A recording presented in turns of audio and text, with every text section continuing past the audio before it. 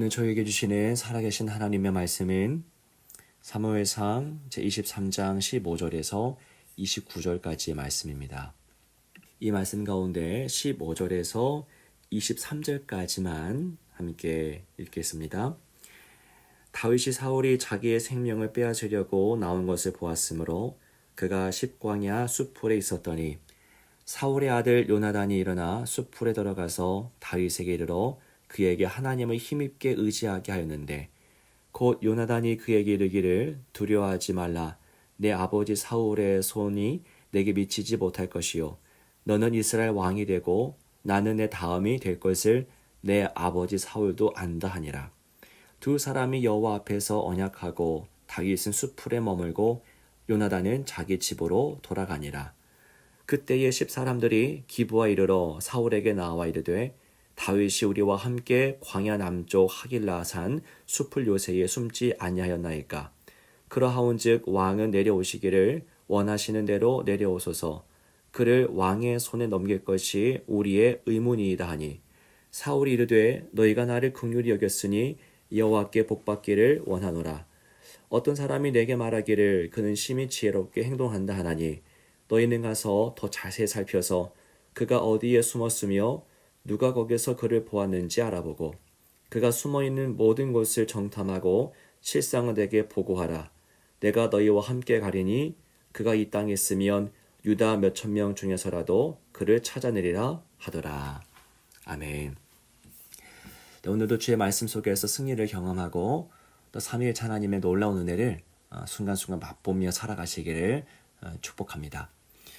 사무엘상의 꽤 많은 부분이 사울과 다윗과의 이 불편한 관계를 묘사하는데 할애되고 있습니다. 사무엘상은 좀 긴 호흡으로 이 두 사람 간에 발생했던 일들을 기록하고 있는데요. 이 기록을 통해서 우리는 이 두 사람의 개인적인 사연들을 초월하는 좀 더 큰 이야기를 만날 수 있습니다. 그러니까 사람의 이야기가 아니라 사실은 하나님과의 이야기, 그 관계 속에 나타나는 이야기를 우리는 바라볼 수 있는데요.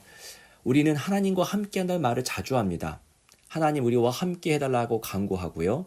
또한 우리 역시도 하나님 편에 서게 해달라고 기도하기도 합니다. 이처럼 하나님과 함께한다고 하는 개념은 기독교 신자들에게는 아주 익숙한 것이고요. 또한 예외 없이 모두가 소망하는 내용이 되기도 합니다. 그렇다면 하나님과 함께한다는 것이 현실적으로 실제적으로 어떤 의미를 가질까요? 우리는 하나님의 성품을 잘 알아야 합니다. 하나님은 그저 존재하기만 하는 분이 아니죠. 그는 존재하시며 행동하시는 분이십니다. 역사하십니다. 하나님은 정적이지 않고 동적입니다. 하나님은 명사가 아니라 동사에 더 가까운 분입니다. 하나님은 계획을 하시고 또 뜻을 품습니다. 지난 3일째 주일에 함께 성경을 확인했듯이 하나님은 구원의 뜻, 구원의 그 열정을 품으시지요. 그리고 그 뜻을 성자를 통해서 이루십니다. 이처럼 하나님은 정적으로 존재하지 않으시고요. 동적으로 역사하시며 존재하시는 분입니다. 바로 이러한 맥락에서 하나님과 함께한다는 것이 무슨 의미인지 더 분명해집니다. 하나님과 함께한다고 하는 것은 하나님의 계획, 또 하나님의 뜻에 일치된 삶을 산다는 것을 의미합니다. 하나님이 동적인 분이기 때문에 하나님과 함께한다는 것 역시 동적으로 이해될 수밖에 없습니다. 다시 반복하자면 하나님과 함께한다고 하는 것은 하나님의 계획이 나의 계획이 되고 하나님의 뜻이 내 뜻이 되게 하는 것입니다. 이것 없이는 하나님과 함께한다는 것은 순전히 거짓이 되고 기만이 됩니다. 오늘 본문의 말씀을 잘 보십시오.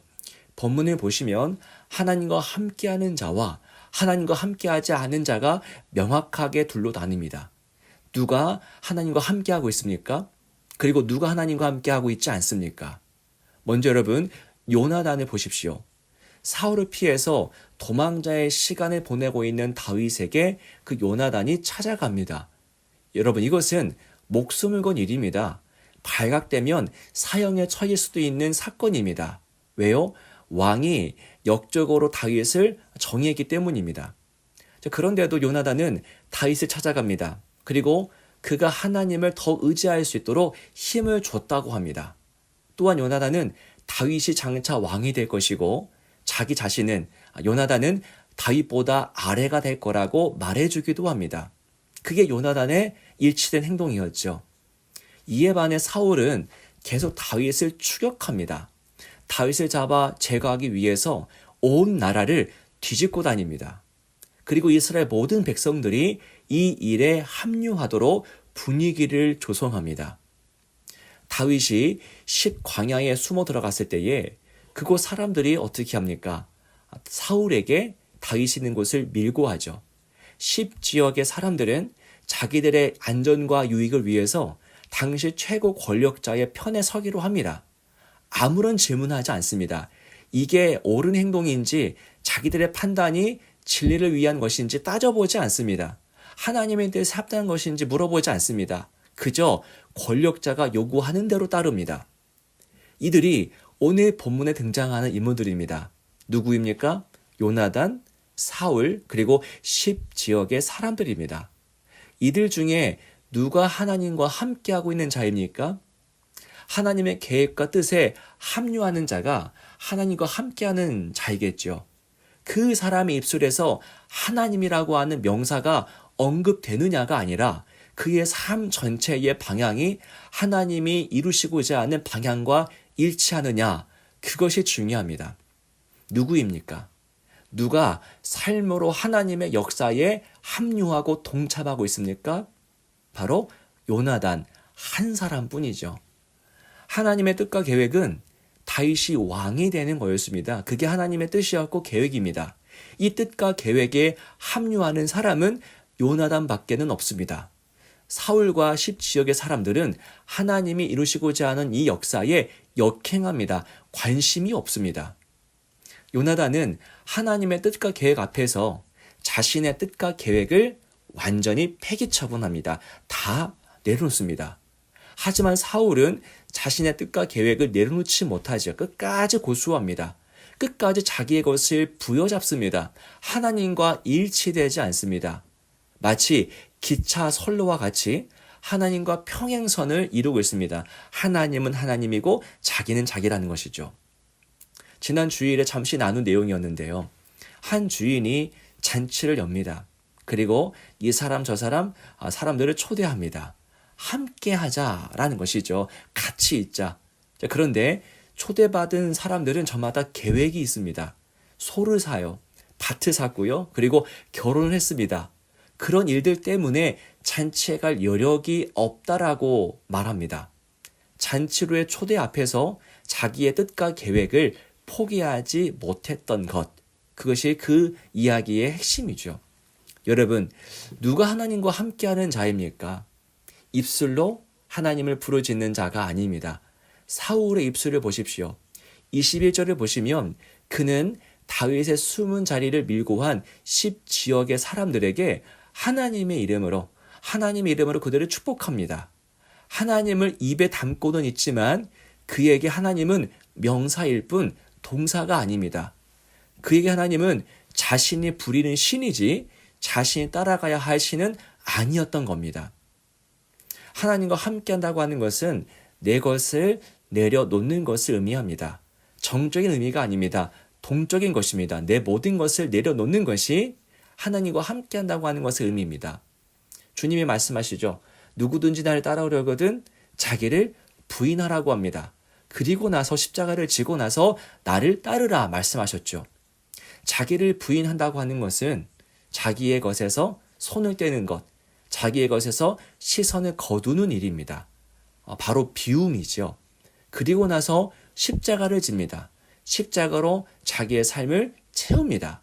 먼저 내 것을 비워내고 그 다음에 하나님의 것 십자가를 채우는 것이 예수님을 따라가는 삶의 모습입니다. 여러분, 매 순간 우리 마음속에서 어떤 일이 발생합니까?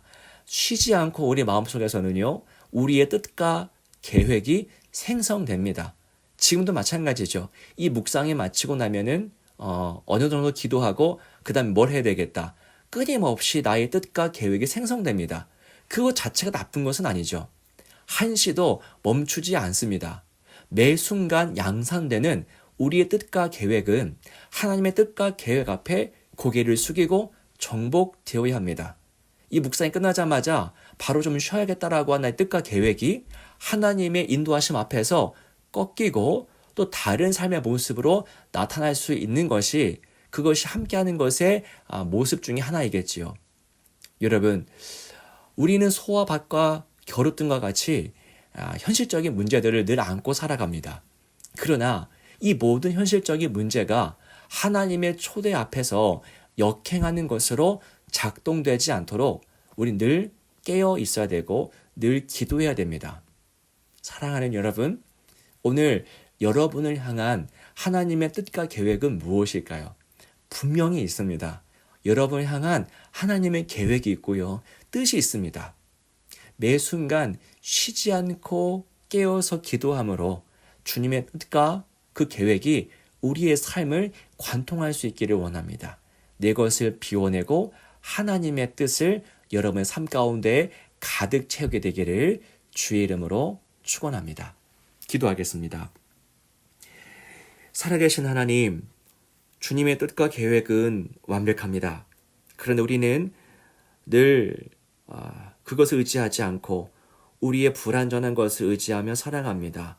내 것을 내려놓고 하나님의 것을 추구하는, 내 소와 밭과 결혼의 문제에 내려놓고서 하나님의 초대하시는 만찬의 자리에 네 알겠습니다라고 동참할 수 있는 그런 복된 삶 될 수 있도록, 사울의 길이 아니라 요나단의 길 갈 수 있도록 성령께서 늘 우리와 함께하여 주시고 그 복된 삶이 오늘의 삶 가운데 펼쳐지도록 인도하여 주옵소서. 주 예수 그리스도 이름으로 간절히 기도하옵나이다. 아멘.